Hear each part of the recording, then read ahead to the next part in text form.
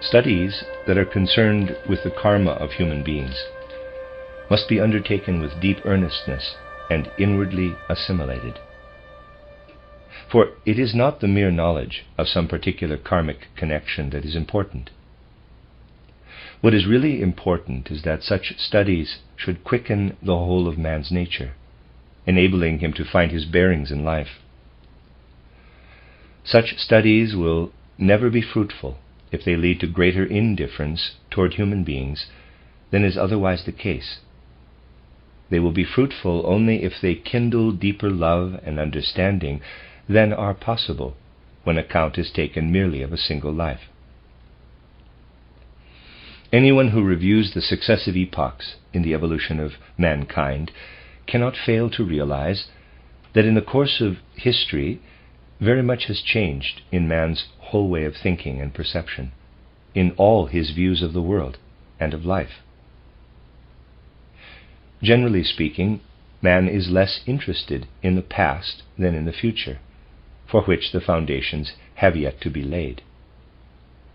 But anyone who has a sufficiently clear grasp of how the souls of men have changed in the course of the earth's evolution will not shrink from the necessity of having himself to undergo the change that will lead him to study not merely the single earthly life of some individual, but the succession of earthly lives, insofar as these can be brought within the range of his vision. I think that the examples given in the last lecture, Conrad Ferdinand Meyer, Pestalozzi, and others, can show how understanding of a personality, love for a personality, can be enhanced when the latest earth life is viewed against the background of other lives, of which it is the outcome. And now, in order that our studies may be really fruitful, I want to return to a question to which, as many of those present here will know, I have already alluded. Reference is often made in spiritual science to the existence in olden times of initiates possessed of clairvoyant vision, personalities who were able to communicate the secrets of the spiritual world. And from this the question quite naturally arises: where are these initiates in our own time? Have they reincarnated? To answer this question, it is necessary to point out how greatly a later earth life may differ from a preceding one in respect of knowledge and also in respect of other activities of the soul. For when, in the time between death and a new birth, the moment approaches for the human being to descend to the earth and unite with a physical etheric organization, a very great deal has to take place.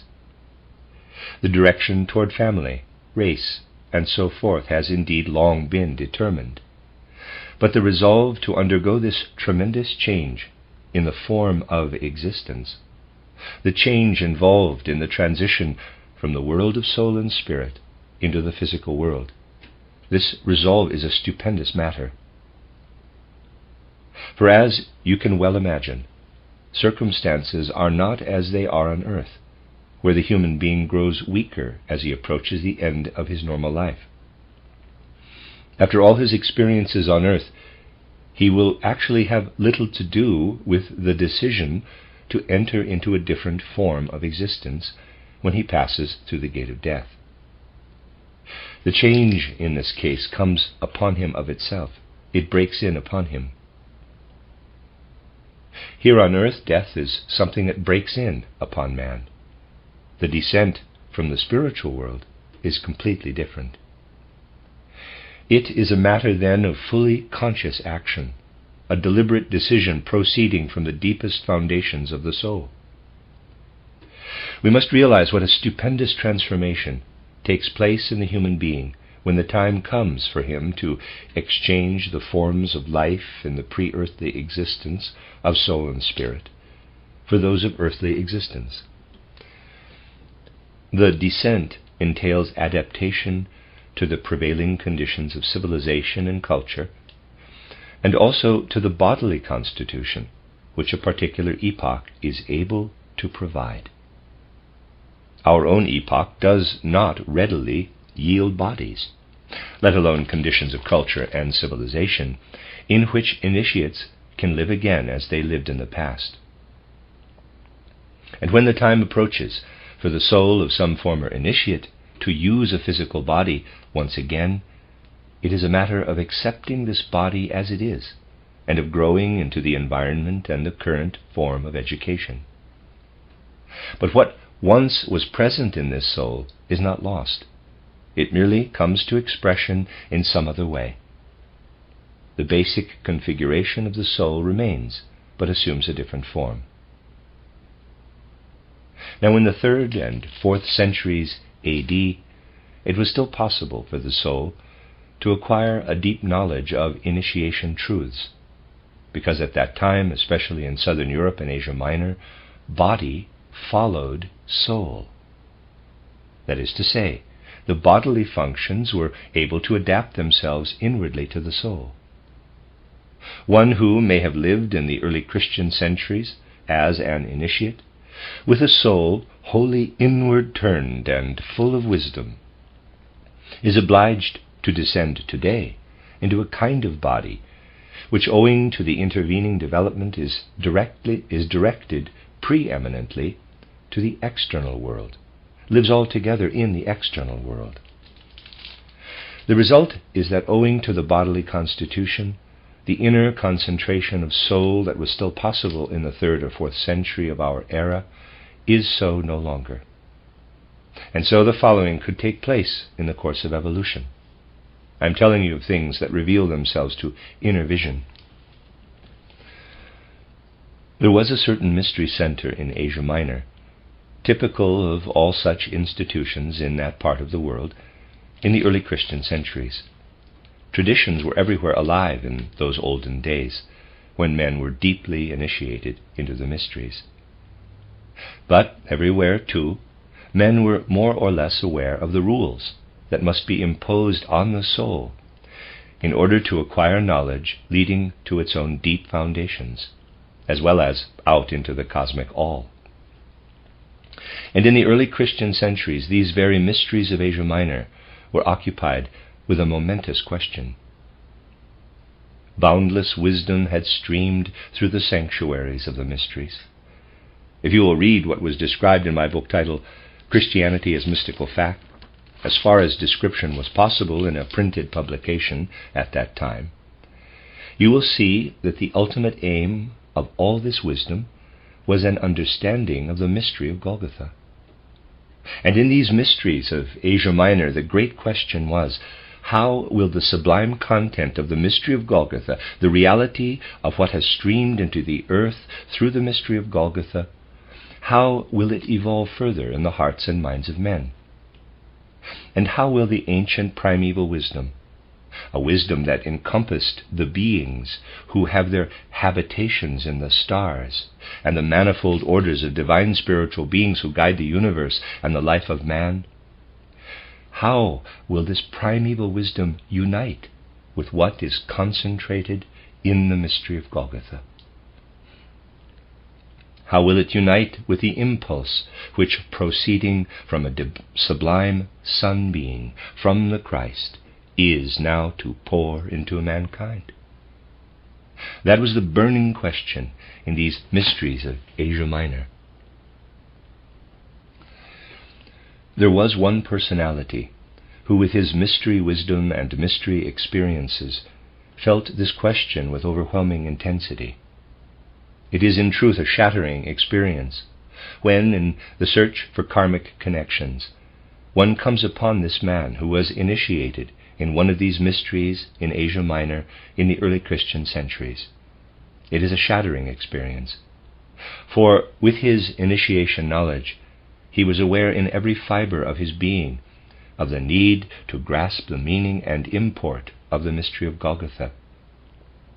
And he was faced with the problem, what will happen now?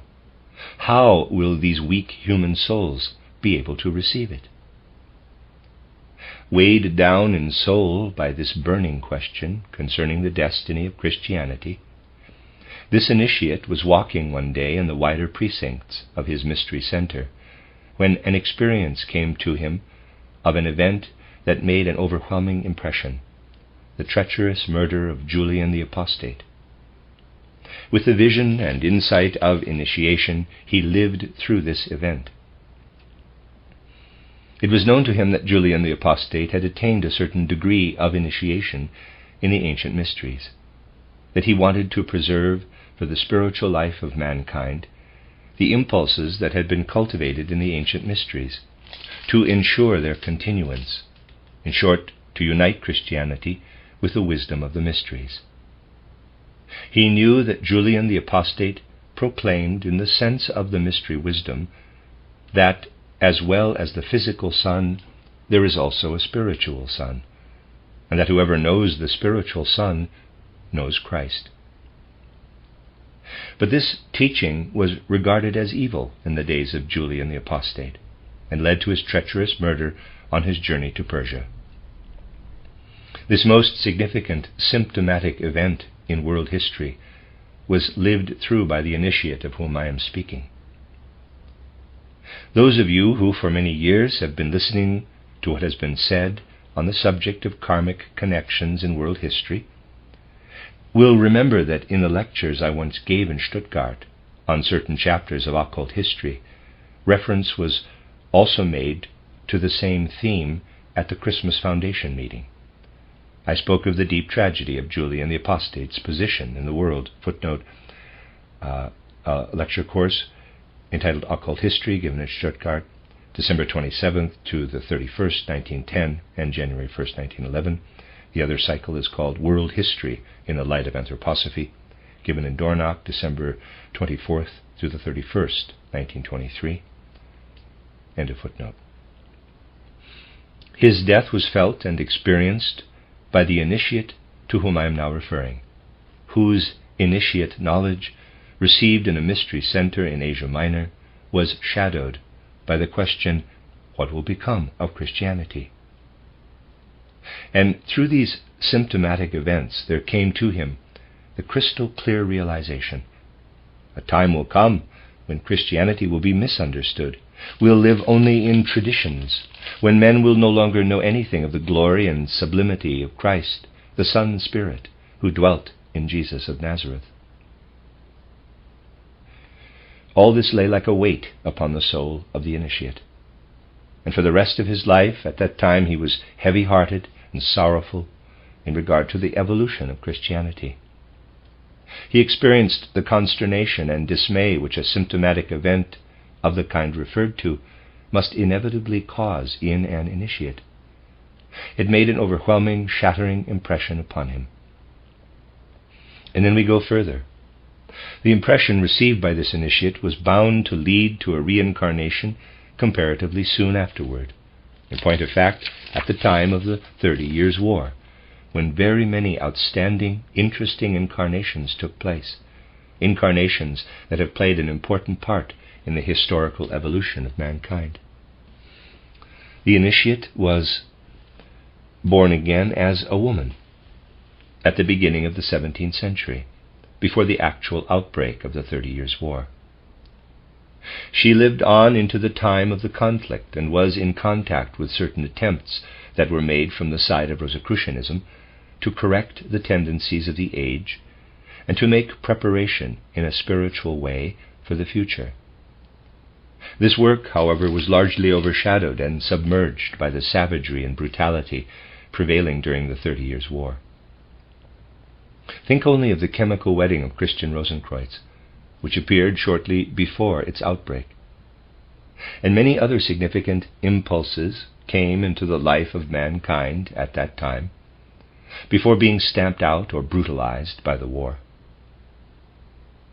This personality, who as an initiate had experienced the deeply symptomatic event connected with Julian the Apostate, and had then passed through the incarnation as a woman in the 17th century, was born again in the 19th century. All that had become even more inward during the incarnation as a woman, all that had formerly been present in the soul, not the initiation wisdom, but the horror caused by the terrible event, All this, in the last third of the 19th century, poured into a peculiarly characteristic view of the world, which penetrated deeply into the prevailing incongruities of human existence. The whole tenor and trend of the present age is such that it is difficult for one who has carried over ancient initiation wisdom from an earlier earth life into the life of the 19th and 20th centuries to work effectively through deeds.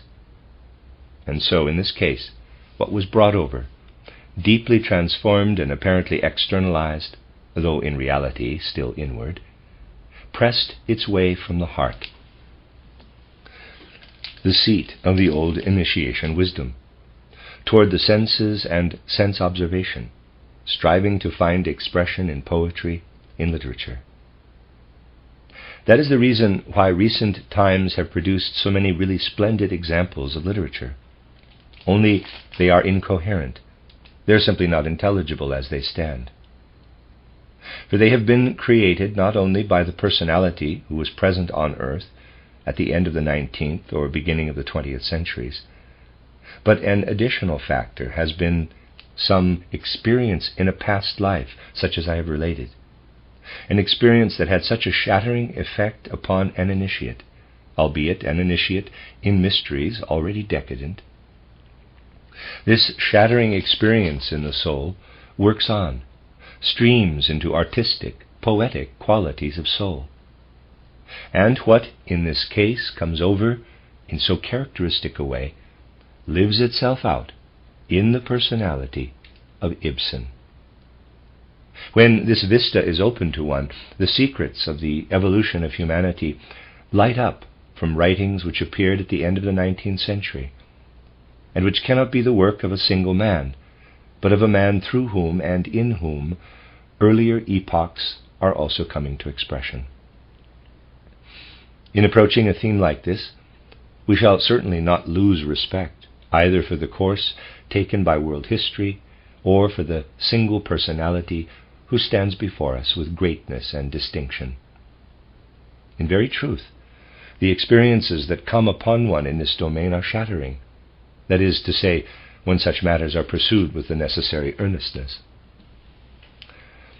Now, you will often have heard tell of an alchemist who lived in a comparatively early period of the Middle Ages, Basilius Valentinus, Basil Valentine, a Benedictine monk. His achievements in the spheres of medicine and alchemy were of momentous significance, and to study him in connection with karmic relationships in world history leads to remarkable results which show very clearly how difficult it is to understand the age in which we ourselves are living.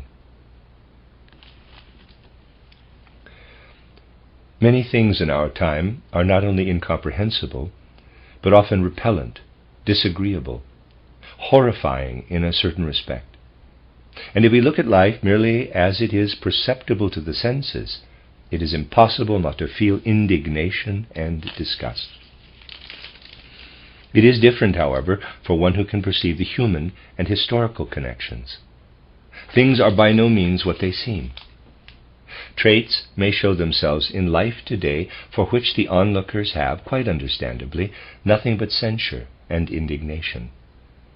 And yet all the time, even in the unpleasant elements themselves, there may be something that is intensely fascinating. This will be the case more and more frequently. As I said, there in the early Middle Ages we find Basilius Valentinus, a Benedictine monk, engaged in the pursuit of medicine and alchemy in his cellars in the monastery, and making a number of important investigations. There are others with him who are his pupils, and they write down what Basilius Valentinus has said to them. Consequently, there are hardly any original writings of Basilius Valentinus himself, but there are writings of pupils which contain a great deal that is genuinely his wisdom, his alchemical wisdom. Now, when, at a certain time in my life, one of the pupils of Basilius Valentinus, who especially interested me came into my field of vision, I realized this pupil is again in incarnation, but spiritually there has been a remarkable metamorphosis. He has come again in the 19th century and beginning of the 20th century. But the alchemical activity, directed without coordination toward the senses, manifested outwardly as a view of life in which alchemical concepts are always, so to speak, being welded into sense observations. In this later incarnation, the man observes external facts, how people act, how things happen among them, how they talk to one another. And he groups it all together in a way that is often repellent. But the explanation lies in the fact that the personality in question had in an earlier incarnation worked at alchemy under Basilius Valentinus. And now he jumbles everything together. The relationships between people, how they behave to one another, what they say, what they do, and so forth. He does not look at these things with the eyes of a modern Philistine, far from it, but with the eye of a soul in which impulses from his former alchemical pursuits are still alive. He jumbles up events that occur among men, makes dramas out of them, and becomes frank Wedekind. These things must, of course, be studied in pursuance of a longing for a genuine understanding of man. When this is the case, life becomes not poorer, but infinitely richer. Take Wedekind's titled Hidala, or any other of his dramas, which make the brain reel when one attempts to find the thread connecting what comes first with what comes later. Yet there is something fascinating about it for anyone who can look beyond the surface, and the commonplace judgments of the critics sitting in the stalls will leave him untouched. From their own standpoint, of course, these critics are justified, but that is of no account. The real point is that world history has here produced a strange and remarkable phenomenon. Alchemical thinking, flung, as it were, across centuries, is now applied to human life and human deeds. These, together with human rules and standards, are all jumbled into a hodgepodge, just as once in alchemical kitchens, at a time when alchemy was already on the decline. Substances and their forces were mixed in retorts and tests made of their effects. Even in respect of the point of time at which they occur on earth, the lives of men are determined by connections of destiny and karma. Let me give you another example in corroboration of this.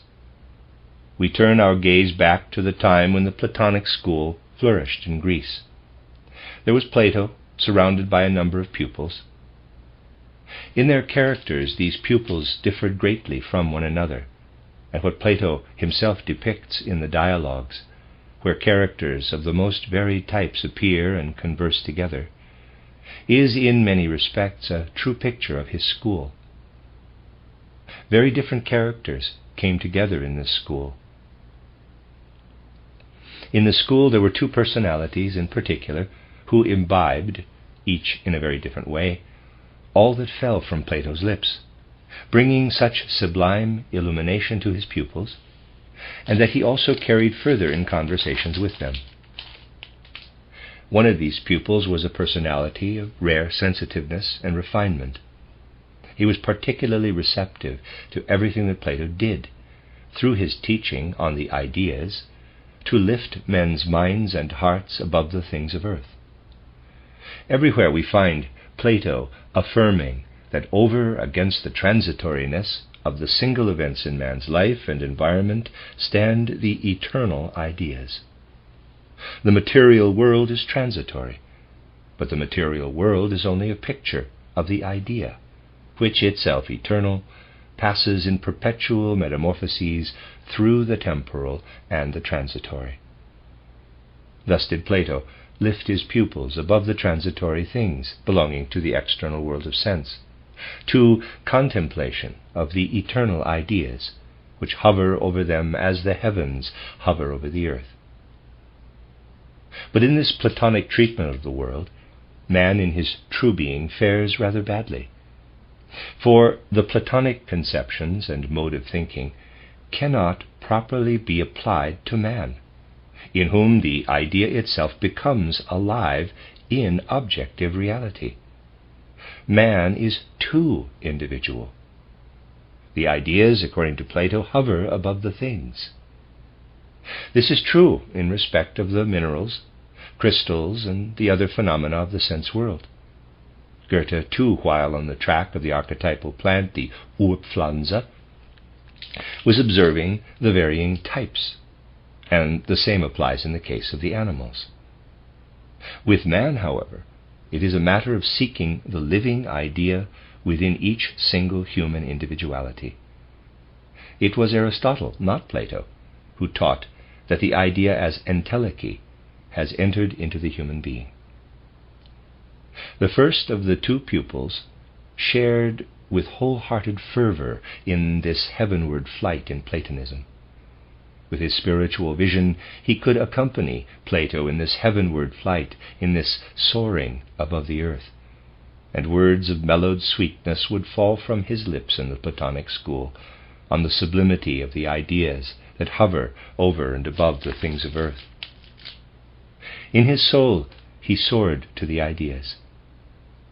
When he was not lingering in his world of vision, but living again in his heart and mind, going about among the Greeks, as he loved to do, he took the warmest interest in every human being with whom he came into contact.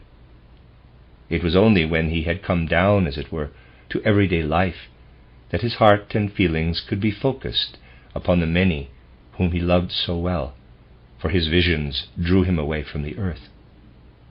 And so in this pupil there was a kind of split between the life of heart, when he was among living human beings, and the life of soul, when he was transported to the eternal ideas, when he was listening in the academy to Plato's words, or was himself formulating in words full of sweetness the inspirations brought by Platonism.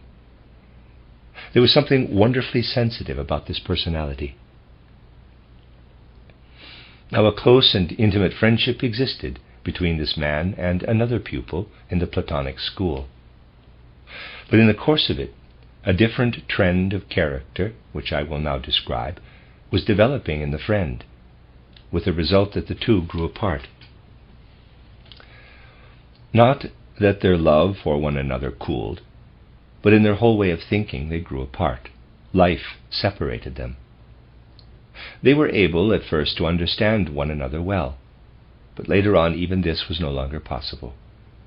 And it led to the one I have described becoming irritable and nervy, as we should say today, whenever the other spoke in the way that came naturally to him. The second pupil was no less ready than the first to look upward to the eternal ideas, which were the inspiration of so much living activity in the school of Plato. This pupil, too, could be completely transported from the earth. But the deep, warm-hearted interest in numbers of his fellow human beings, that he lacked. On the other hand, he was intensely attracted by the myths and sagas of the ancient gods, which were extant among the people and were well known to him. He interested himself deeply in what we today call Greek mythology, in the figures of Zeus, Athena, and the rest. It was his tendency, more or less, to pass living human beings by, but he took a boundless interest in the gods, whom he pictured as having lived on earth in a remote past, and as being the progenitors of humanity. And so he felt the urge and the strong desire to apply the inspiration experienced in his life of soul to an understanding of the profound wisdom contained in the sagas of the gods and heroes. Men's relation to such sagas was, of course, completely different in Greece from what it is today. In Greece it was all living reality, not merely the content of books or tradition. This second personality, who had been on terms of intimate friendship with the first, also grew out of the friendship. It was the same with them both. But as members of the Platonic school, there was a link between them. Now the Platonic school had this characteristic. its pupils developed forces in themselves which tended to separate them from one another, to drive them apart after the school had for a time held them close together. As a result of this, individualities developed such as the two I have described, individualities who, in spite of their different natures, belonged together and who then grew apart. These two individualities, they were born again as women in Italy in the days of the Renaissance, came again to the earth in modern times, the first too early and the second rather too late. This is connected with the strong resolution that is required before making the descent to incarnation. Having passed through the gate of death, the one I described first, who had soared in spirit to super-earthly realms, but without the fullness of human nature which expressed itself only in his heart and feelings, was able, between death and rebirth, to apprehend what pertains to the first hierarchy, the seraphim, cherubim, and thrones. To some extent he could also apprehend the second hierarchy, but not the hierarchy immediately above man, not, therefore, the hierarchy through which one learns how the human body is built up and organized here on earth. He thus became a personality who in pre-earthly existence had developed little insight into the constitution and nature of the human body. Hence, when he was born again, he did not take into himself the final impulse. He made a partial, not a full descent into the body, did not come right down into it, but always hovered a little above it. His friend from the Platonic school waited before descending to incarnation. The reason for the waiting was that, had the two of them met, had they been actual contemporaries, they would not have been able to tolerate one another. And yet, for all that, the one who had been wont to speak at such length about his intercourse with men, recounting it with such charm and sweetness to the other, who did not go among his fellows, but was engrossed in the myths and sagas of the gods, this first personality was destined to make a deep impression upon the other, to precede him. The second followed later. This second personality, having steeped himself in imaginations of the gods, had now developed a high degree of understanding of all that has to do with man. Accordingly, he wanted to extend his time in the spiritual world and gather impulses that would enable him to take deep hold of the body. And what actually happened was that he took hold of the body too forcefully. He sank too deeply into it. Thus we have here two differing configurations of destiny. Of two members of the Platonic school, one takes too slight a hold of the body in the second incarnation afterward, and the other takes too strong a hold. The one cannot completely enter his body. He is impelled into it in his youth, but out of it again soon afterward, and is obliged to remain outside. This is lderlein. The other is carried so deeply into his body that he enters with too much force into his organs and suffers almost lifelong illness. This is hämmerling. Thus we have before us great human destinies stretching through the ages of time. And the impulses which gave rise to these destinies, and we are now able to divine how the spiritual impulses work. For we must place this fact in all clarity before our souls. An individuality like lderlein, who has come from the Platonic school, and who cannot enter fully into his body but has to remain outside it, such an individuality experiences in the dimness of insanity impulses that work in preparation for coming earthly lives, impulses that destine him for greatness. And it is the same with the other, Robert Hämmerling. Illness and health appear in quite a different light when considered in the setting of destiny than when they are observed within the bounds of the single earthly life. I think it can surely be said that reverence will arise in men's hearts and minds when life is treated in this way. Reverence and awe for the mysterious happenings brought about by the spiritual world. Again and again I must emphasize that these things are not being told in order to satisfy cravings for sensation, but to lead us more and more deeply into a knowledge and understanding of the spiritual life. And it is only through this deeper penetration into the spiritual life that the external sense life of man can be explained and illumined.